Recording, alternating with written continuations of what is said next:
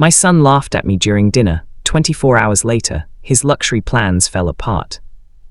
The laughter hit Daniel Whitfield harder than any of the punches he'd taken in his 20 years running freight docks in the rain. It came from his own son, mid-bite of prime rib, at a table Daniel had paid for, in a house Daniel still held the deed to. Preston didn't even bother to swallow first. "Dad, come on, you, consulting for Kestrel Aviation. That's a joke. You still smell like diesel when you walk in the door." The rest of the table, Daniel's daughter-in-law Marissa, his younger son Theo, and Preston's fiancée Bianca, went quiet in that specific way people go quiet when they're waiting to see if it's safe to laugh along. Bianca decided it was. Her laugh was bright and easy, the kind of laugh that had clearly never had to be earned. Daniel set down his fork. He was 61 years old. His hands were thick and scarred across the knuckles from 3 decades of loading, negotiating, building, first pallets, then contracts, then companies most people in this room had never bothered to ask about. He had learned a long time ago that the loudest man in a room is rarely the one who ends up owning it. "Something funny, please?" he asked, voice level. Preston wiped his mouth with the cloth napkin, Daniel's napkin, from Daniel's linen closet, and shrugged with the careless confidence of a 29-year-old who had never once had to make a payroll. "No offense, Dad, it's just you talking about aviation consulting is like me talking about brain surgery. Some things aren't your lane. You had your lane, docks and forklifts. Let the people who actually understand a boardroom handle the boardroom stuff." "And who's handling the boardroom stuff for you these days?" Daniel asked. Preston's chest puffed a little. This was the part he'd been waiting all dinner to say. "Actually, since you asked, Bianca and I close on the penthouse at Solmer Tower next month, 2.4 million, and we've already got the Aspen Chalet booked for New Year's, the good one, the one with the private lift access. Oh, and," he glanced at Bianca, who was practically vibrating with excitement, "tell him about the boat." "The yacht," Bianca corrected, delighted. 52-footer, we are naming it Preston's Legacy. Theo, 24 and still finishing his masters, looked down at his plate like he wished the floor would open up. Marissa's smile had gone thin and fixed, the smile of someone doing math she didn't like the answer to. "That's a lot of legacy for a man who hasn't built anything yet," Daniel said quietly. Preston's grin didn't waver. "That's the difference between us, Dad. You spent your whole life building things brick by brick, slow, boring, safe. I don't have time for that. I move fast, I close deals. And honestly," he leaned back, spreading his hands like he was presenting a gift. "The Kestrel Investment Group loves me. They fronted the whole thing, the penthouse deposit, the boat, all of it, against my expected stake in Hargrove Logistics once you finally hand it over. Which, let's be real, is going to happen eventually whether you like it or not. I'm your only son who actually wants the business. Theo wants to write books about dead poets." "I'm getting a PhD in comparative literature," Theo muttered. "It's not that dramatic." Preston ignored him. He was still looking at his father, waiting for something, approval maybe, or at least acknowledgement that the joke about diesel and the joke about Daniel's lane had landed exactly the way he wanted it to.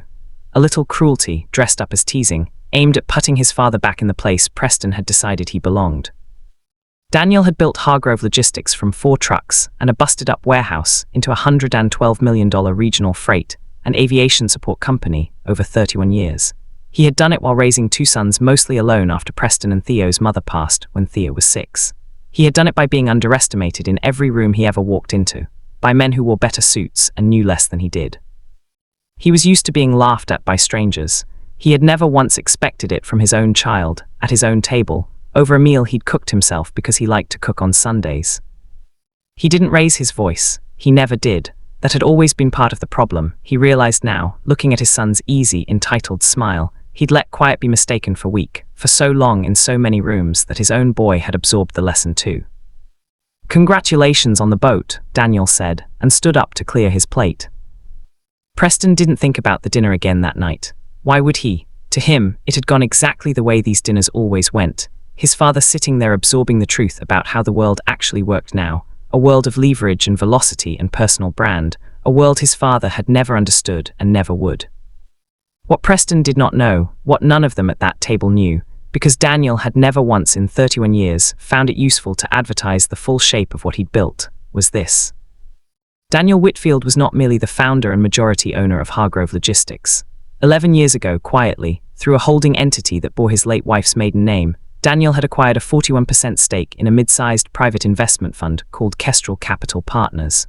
Not Kestrel Aviation, the operating company Preston liked to name-drop Kestrel Capital, the fund behind it. The fund that, among other things, extended structured credit lines to promising young relationship hires whose families carried weight in industries Kestrel wanted access to. Preston's entire luxury financing arrangement, the penthouse deposit, the yacht down payment, the Aspen chalet lease, every bit of it had been fronted against a projected equity stake in Hargrove Logistics that Preston had, for the past year, been telling Kestrel's junior partners was already informally promised to him. He'd shown them a signed letter of intent. He had told them his father was old school but coming around. He had implied, more than once, in meetings his father never attended and was never meant to hear about, that the transition was simply a matter of paperwork and time. None of that was true.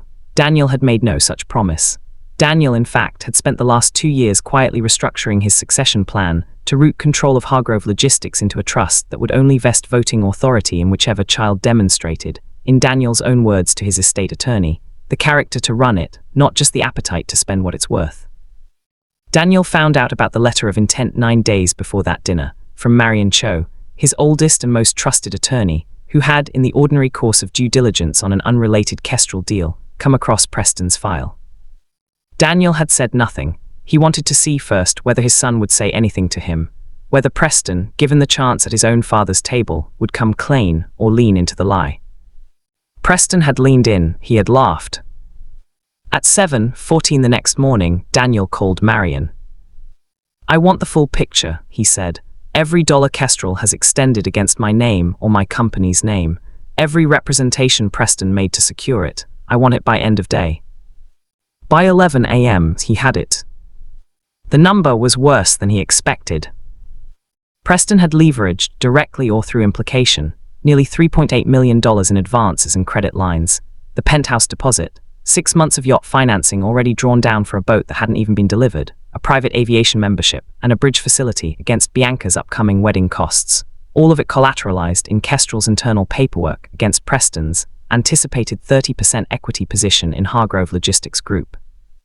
Expected to formalize Q1. Daniel had never signed anything of the sort. There was no such position. There never had been. At 11:40, Daniel called Kestrel Capital's managing partner, a sharp, careful woman named Renata Alvarez, who had worked with Daniel for 9 years and had never once heard him raise his voice. "Renata, it's Daniel Whitfield." "Daniel, good to hear from you. Everything all right?" "I need you to pull the file on a client of yours, Preston Whitfield." There was a pause on the line, the particular silence of someone recalculating very fast. "Preston Whitfield, your son."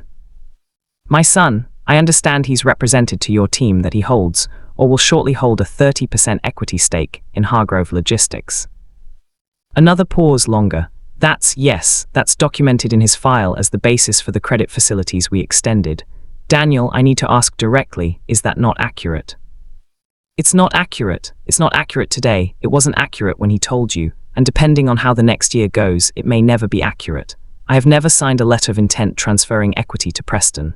I have never authorized one. If your team has a document with my signature on it, I'd like to see it because I didn't put it there." He could hear Renata exhale slowly on the other end.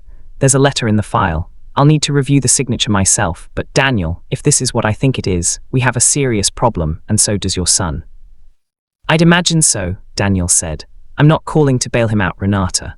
I'm calling because you and I have done 9 years of clean business together, and I wasn't going to let you find out from a headline that my name got used without my knowledge. What you do with your own risk exposure is your call.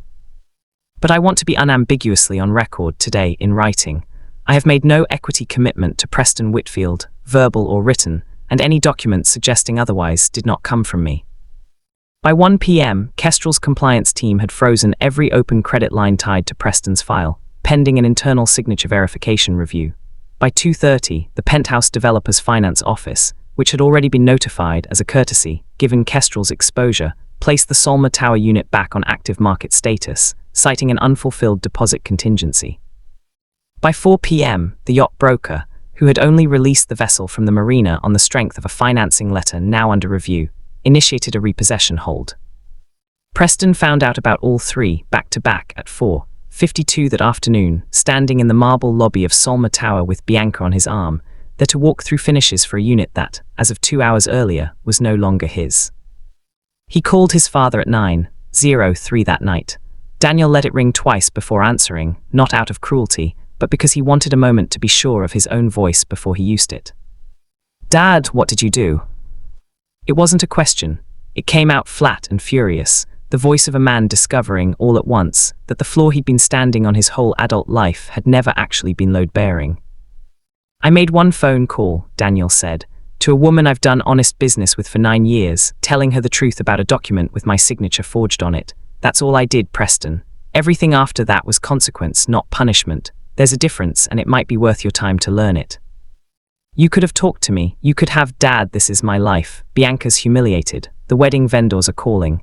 Kestrel's talking about fraud, do you understand that? Actual legal exposure. Because you decided to play some kind of power move. Not the one who told an investment firm I'd promised you 30% of a company I built with my own back before you were born," Daniel said, and for the first time all day, there was something sharper under the calm. "I'm not the one who put my father's signature on a letter he never wrote, to fund a boat you can't afford for a life you haven't earned. You did that, son. 24 hours ago you laughed at me across my own dinner table and told me I didn't understand boardrooms. Yesterday I understood one well enough to end your week with a single phone call. Sit with that." Silence stretched across the line. Daniel could hear, faintly, the tight, controlled breathing of a man trying not to fall apart in a marble lobby with his fiancée 3 feet away, watching. "What happens now?" Preston finally asked, and his voice had lost every trace of the boy who'd leaned back in his chair and grinned about his lane, his boat, his legacy. What was left sounded very young. "Now," Daniel said, "you call Renata Alvarez yourself tomorrow morning, and you tell her the truth about that letter, before her lawyers find it for her. That's not me being generous. That's the only version of this where you don't end up with a fraud investigation attached to your name for the rest of your career. After that, you and I are going to have a very different conversation than the one we had last night. One where you tell me, honestly, whether you want to learn this business the way I learned it, or whether you just wanted what it could buy you. Because those are not the same thing, Preston, and I built Hargrove Logistics for the first kind of son, not the second. And if I say I want to learn it, then you start Monday at the Fresno terminal on the floor, same as every dispatcher and dock lead I've ever hired. No title, no stake, no promises, spoken or otherwise. You earn the next conversation about equity, the way I earned every square foot of every warehouse I own.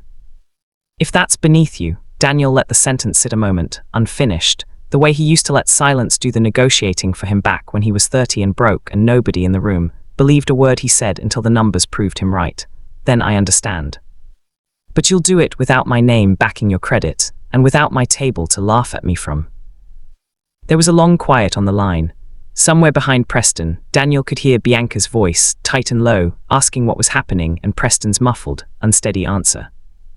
"I laughed at you," Preston said finally, quiet now, none of the performance left in it. "Last night, I laughed at you at your own table."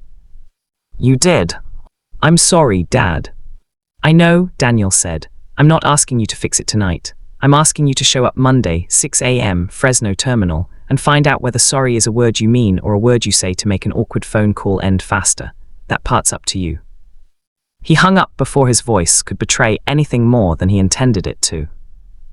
Theo called an hour later, having heard the outlines of it from Marissa, who'd heard it from Bianca's increasingly frantic texts.